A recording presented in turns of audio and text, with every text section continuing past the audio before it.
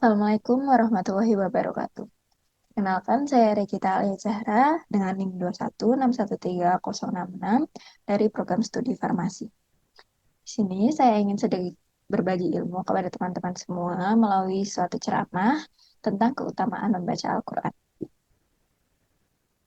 Alhamdulillah, segala puji bagi Allah yang Maha Pengasih dan Maha Penyayang, yang membalas doa-doa hambanya apabila kita berdoa dengan mengingatnya.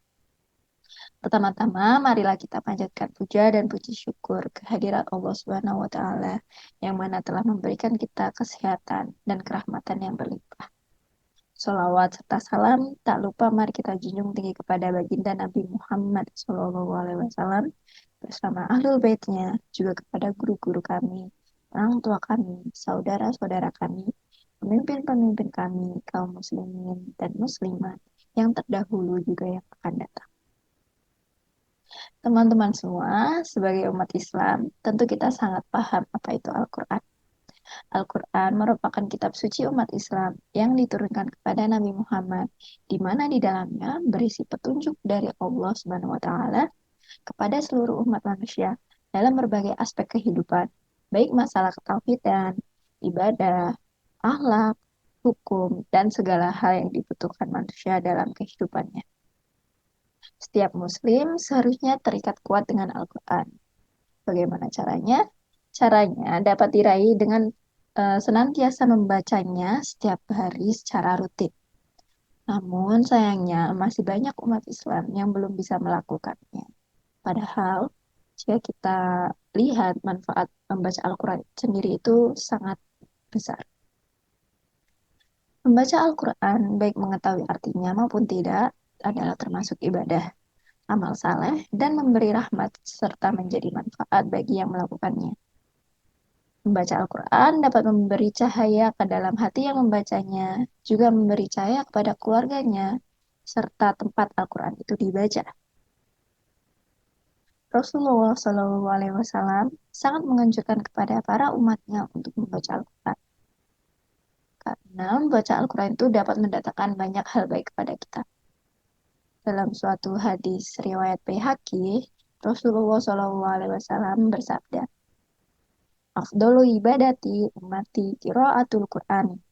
Sebaik-baiknya ibadah umatku adalah membaca Al-Quran. Lalu pada hadis lain dari Utsman bin Affan radhiyallahu an, Rasulullah Shallallahu alaihi wasallam bersabda, "Khairukum man ta'allama al-Qur'ana wa 'allamahu." Artinya, sebaik-baiknya kalian adalah yang mempelajari Al-Quran dan mengajarkannya. Hadis riwayat Tirmizi. Teman-teman semua, ada banyak sekali keutamaan membaca Al-Quran yang bisa diperoleh umat muslim. Salah satunya terdapat dalam hadis riwayat Bukhari dan Muslim. Rasulullah SAW pernah bersabda, barang siapa yang membaca satu huruf dalam Al-Quran, maka ia akan mendapat satu kebaikan dari setiap hurufnya. Dan dari satu kebaikan itu berlipat menjadi 10 kebaikan. Aku tidak mengatakan alif lam mim sebagai satu huruf, akan tetapi alif sebagai satu huruf, lam sebagai satu huruf, dan mim sebagai satu huruf. Jadi dari hadis yang baru saya sebutkan itu dapat disimpulkan bahkan hanya dengan membaca satu ayat dari Al-Quran, kita mendapat banyak pahala dari setiap huruf yang kita baca. Selain itu, keutamaan lainnya adalah Al-Quran dapat menjadi penolong bagi para pembacanya di hari kiamat. Ya benar. Eh, jadi Al-Quran dapat menjadi syafaat kepada para pembacanya di hari kiamat nanti. Seperti yang disebutkan dalam hadis dari Abu Amamah radhiyallahu an, Rasulullah Shallallahu alaihi wasallam bersabda, "Iqra'ul Qur'ana fa innahu ya'ti yaumal qiyamati syafi'an li ashabihi." Artinya, bacalah Al-Quran karena sesungguhnya ia akan menjadi syafaat bagi para pembacanya di hari kiamat. Hadis riwayat Muslim.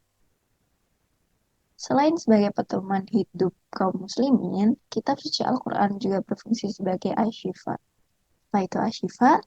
Asyifa adalah obat penawar dari berbagai penyakit yang ada di dalam dada manusia. Contohnya seperti rasa cemas, rasa khawatir, rasa was-was, serta niat buruk yang ada di dalam hati kita. Karena itu, orang yang beriman ketika mendengar atau membaca Al-Quran, hatinya akan menjadi sangat tenang. Teman-teman semua, dapat disimpulkan bahwa membaca Al-Quran akan mendatangkan banyak sekali hal baik kepada kita.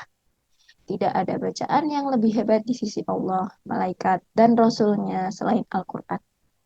Jadi, marilah kita memperbanyak membaca Al-Quran, meresapi setiap maknanya, kemudian diamalkan. Biasakanlah membaca Al-Quran setiap hari, tentu jika sedang tidak berhalangan bagi wanita. Walaupun hanya sebanyak 1 sampai 5 ayat saja.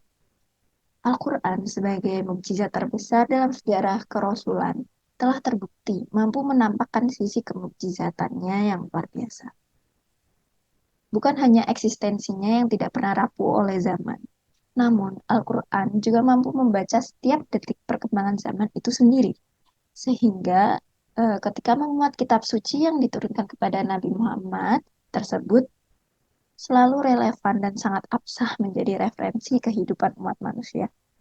Dengan demikian, kita menjadi manusia yang paling beruntung. Demikianlah beberapa keutamaan Al-Quran yang dapat saya sampaikan. Walaupun sebenarnya jika kita melihat lebih dalam, manfaat serta keutamaan Al-Quran masih banyak sekali. Dengan ini, saya berharap setelah ini teman-teman dapat termotivasi untuk membiasakan membaca Al-Quran setiap hari, walaupun hanya beberapa ayat saja. Terima kasih atas waktunya dan semoga bermanfaat. Mohon maaf apabila masih terdapat banyak kekurangan dan kesalahan. Saya undur diri. Wassalamualaikum warahmatullahi wabarakatuh.